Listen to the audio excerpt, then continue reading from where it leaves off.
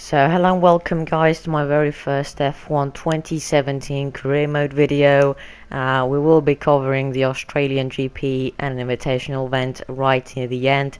So just a quick disclaimer, this video is not going to be commentated sadly because SHAREfactory doesn't allow a lot of commentary space. So from the next video we will be doing live comms, which will be more fun and enjoyable for you guys as well to watch my live reactions, and I think that will be more ideal. You can see 110 AI with simulation damage, so no assist, and let's meet our agent.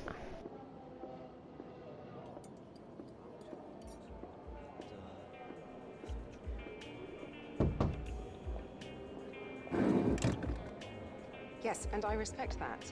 But my client has a championship to contest. So if you want our participation, I'm afraid the concessions are mandatory. Yes, that's fine. Get back to me when you can. Goodbye. No one ever just signs the contract. Anyway, thanks for coming by on such short notice. I just needed to cover a couple of quick things with you before you race. Firstly, as requested, there's a copy of your contract. It's a rolling deal. However, the team reserves right of termination if you fail to meet performance standards. You're second driver for now, but work hard, hit your targets, and I'll be able to sweeten the deal. I'm also looking to get you into some invitational events throughout the season. The experience and exposure from these will be great for your image. Plus, you'll get to drive some nice historic cars. Now then, go get ready for the next session, and good luck. We're about to join the action in what is sure to be an interesting practice session here in Melbourne. It's not long until we get the session underway and we'll have some cars appearing out on the track.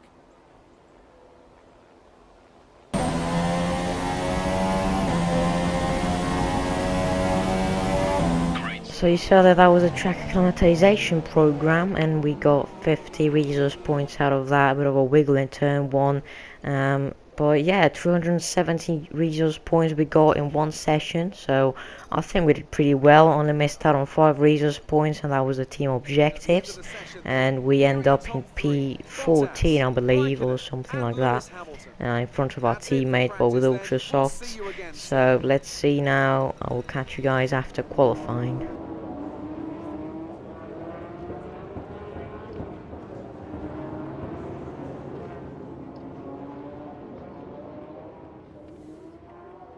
You got my message. Perfect. Welcome to home away from home. We get more real-time data from the factory now than ever before, and it all comes through here. So I have to spend more time checking over the reports and less time hunting you down in the hospitality suite. To that end... Sorry, just a sec. Yeah, Chris, is this important? I'm in the middle of something. Okay. Right. Well, that makes no sense. Have Sarah reset the simulation and run it again. Okay. Sorry about that. As I was saying, we've set up a desk for you at the front here. You can get onto the network from your laptop, so make sure to check the R&D screen regularly. And let us know how you want to use the data that we've collected over the weekend and through the practice programs. Also, bear in mind that the news from the factory won't always be good. Sometimes tests fail, like you've seen just now. And when that happens, we have to divert additional resources to fix it. C'est la vie, I'm afraid.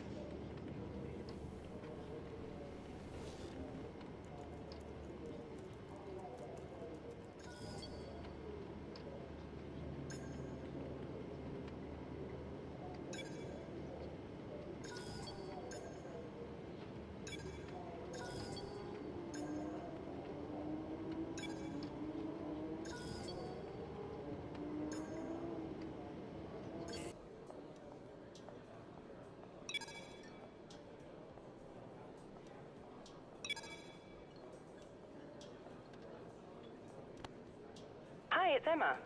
Your qualifying goals came up in the board meeting this morning. Here's what to expect. Welcome to Melbourne, where qualifying for the Australian Grand Prix should be getting underway shortly.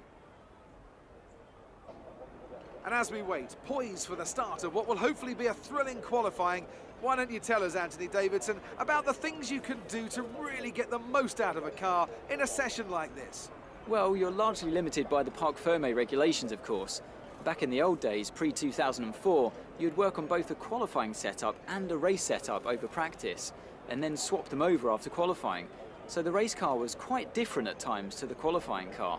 Nowadays, though, you have to find a compromise that works for both. There are a few things that you can still adjust during the session, such as the differential, the brake bias, and the front wing angle, but that's about it. So it's more about optimizing what you do have and adapting your own style to suit the track conditions.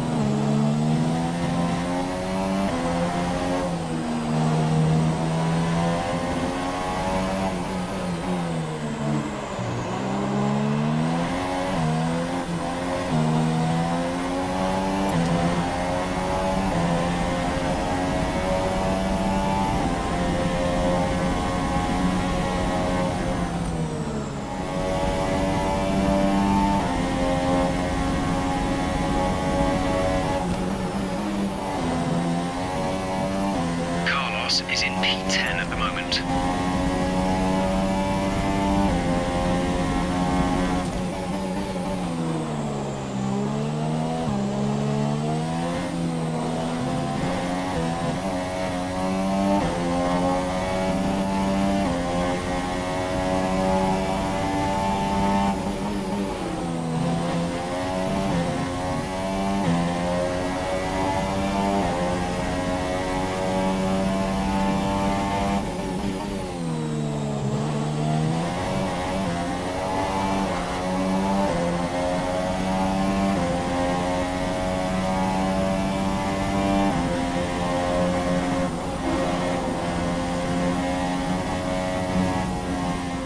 So as you saw, we did 2 runs. On the second one we got invalid, so the first one was our quickest, which put us in P17, so very disappointing there.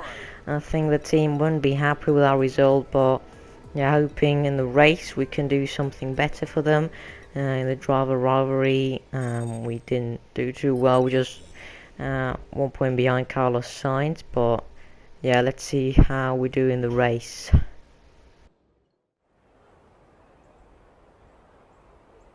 It's out with the old and in with the new here at Albert Park as we usher in what we hope will be a triumphant new era of Formula One racing. For our drivers, though, it's very much business as usual as they look to be first across that line and get their championship off to a winning start.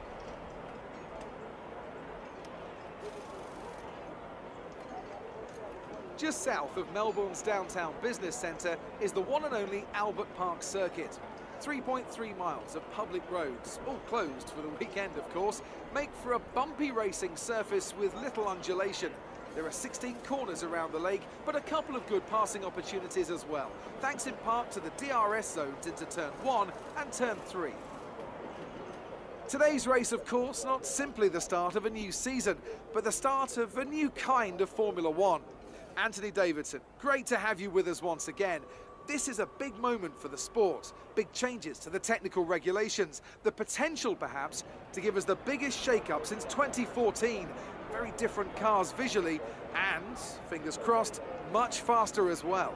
Good thing then that combined these teams put in just a shade over 13,000 kilometres on the clock during testing. The cornering speed of these new machines is absolutely unbelievable. How many lap records are still held by Michael Schumacher from 2004? Well, on the right day, on the right tyres, we might just be threatening them this year. Wider tyres, wider cars, more downforce. I have to say they look great, and the qualifying spectacle is undebatable. Now the big question remains, can they follow? Can they race? Or have these new rules gone too far? Okay, top 15 is what we expect from you today. See if you can bring home the result we want.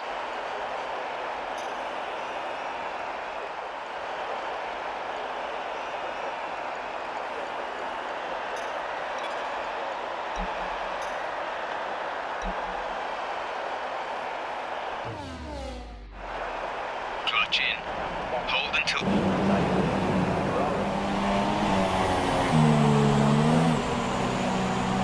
We're not seeing any technical issues coming off the practice start. Watch the RPM on the full start. We don't want to book down.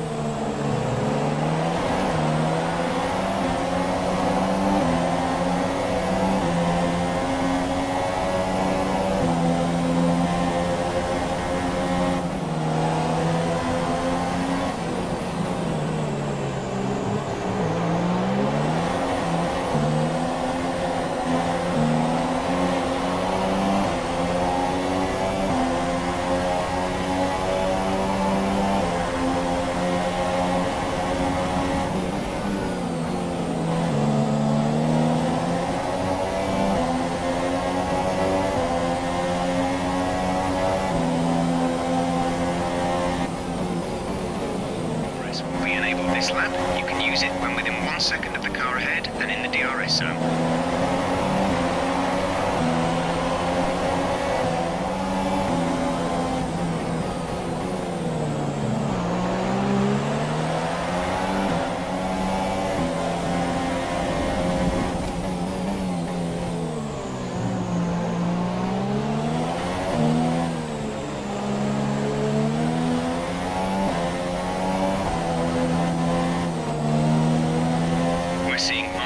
To the front wing.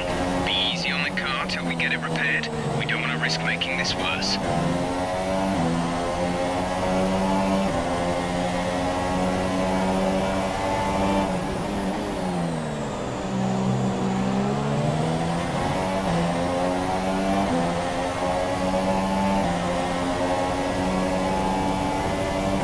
Okay, take it easy on the car. We can't sustain this level of damage.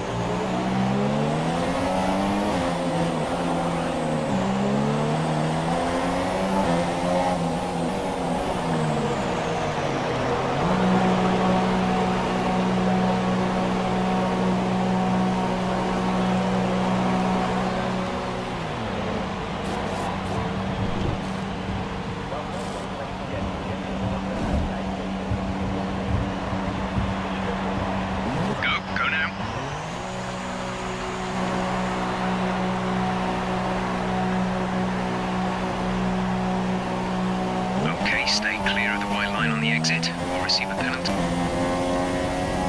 Some information on Ericsson. They're retiring from the race.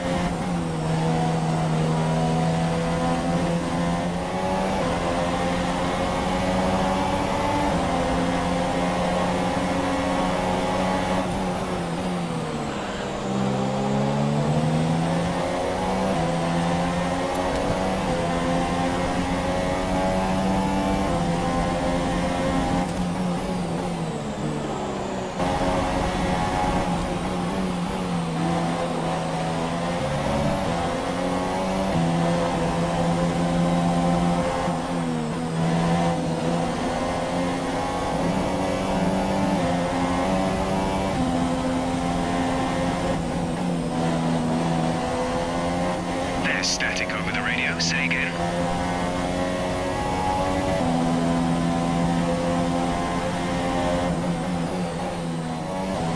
Full course caution. The safety car is out.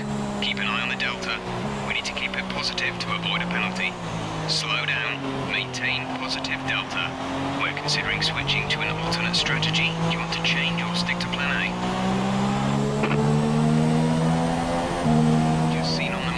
The stewards have given the car in front a drive-through penalty. Okay, let's get ready to go racing again. The safety car is in this lap. When the field accelerates, remember, there is no overtaking until the green flags. Safety car in this lap.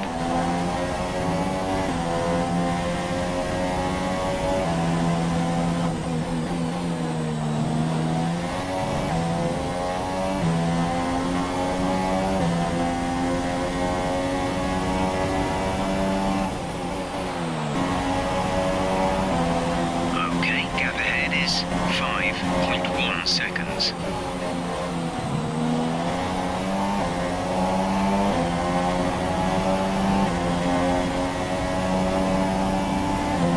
We advise moving to mix 2, fuel to mix 2.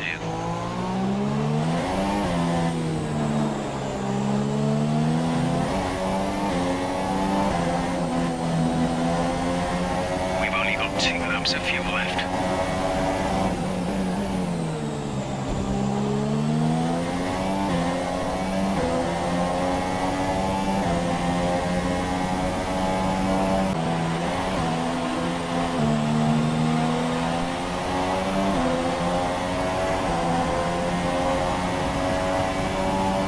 This is your final lap of the race.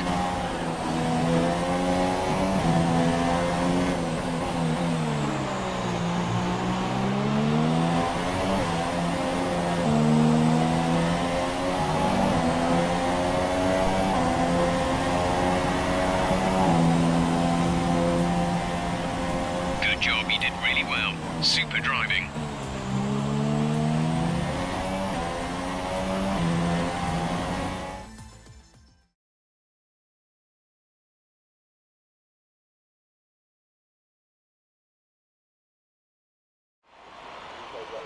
So, another excellent win from Ferrari.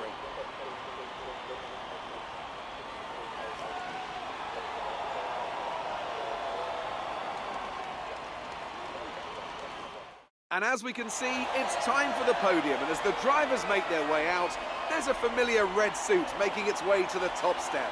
Fantastic win for Ferrari.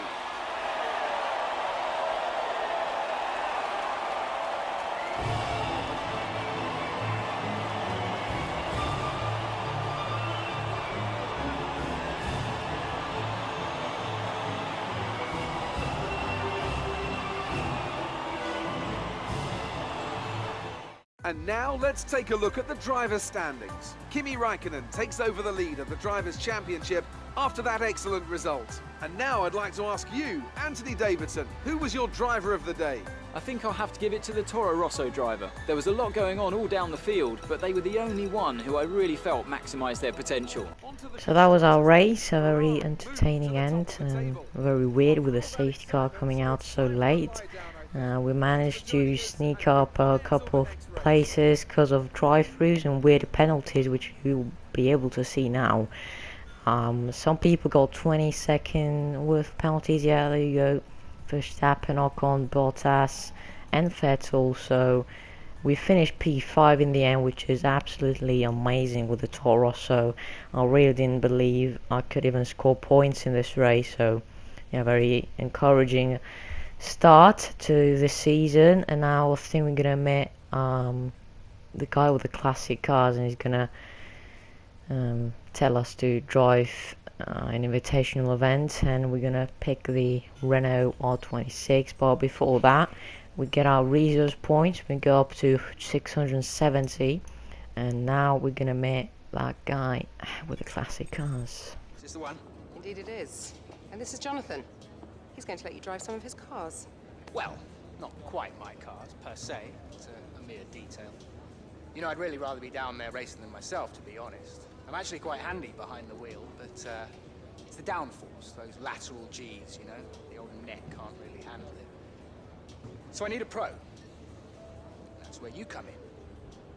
We run in a bunch of events throughout the year. Time trials, races, all sorts. And I have it on good authority that you have the ability and temperament to do well in these. Make our business look good, and most importantly, bring the cars back in one piece. So consider this a formal invitation. I'll see you at the track. Now, I'd just like to step into my office. I'd like to go over those contract provisions. So yeah, that was Jonathan. We got a meeting with him, and now he's given us two options to either race with the 1996 championship winning Williams or the 2006 Renault. That's what we're gonna go for, so 2006 Renault it is. And let's get an introduction by Crofty.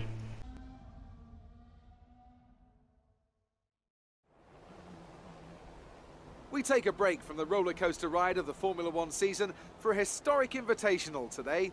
It's a chance for us to watch some of the classic cars from days gone by, as well as a chance for drivers to try something new and enhance their reputation.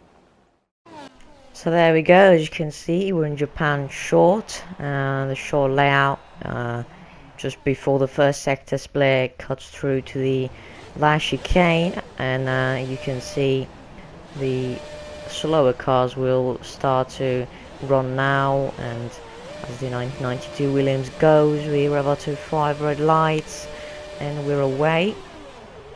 This car did have launch control and traction control, so we just revved up the engine full throttle and away we go into turn 1 and 2.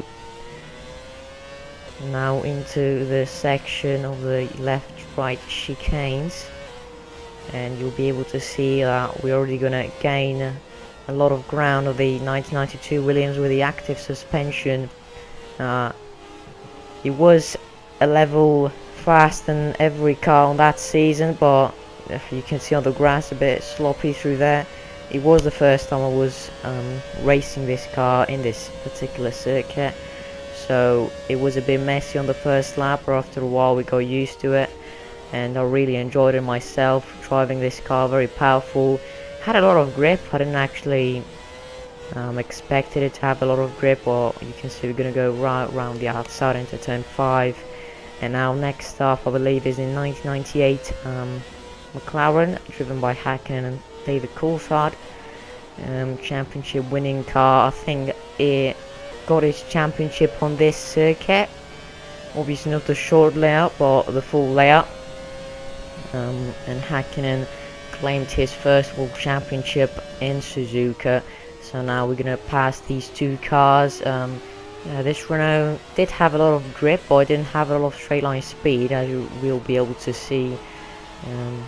Against that 1998 McLaren, it wasn't great, but we still got past them. And now lap 3 out of 3, I think it is, or 2. We've already got past the 1988 McLaren, and now finishing off this invitational. Very fun event to do. Very relaxing, I'd say. After races it relaxes you a lot, after the stress of the 2017 season.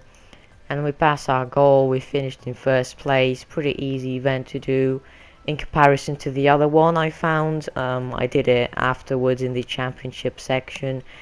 it took me about 2 or 3 times to do it, and I'm just gonna let you guys enjoy the replay camera with this event, and I will catch you guys in the next video, which will be the Chinese Grand Prix. So yeah, I'll catch you guys then. Take care.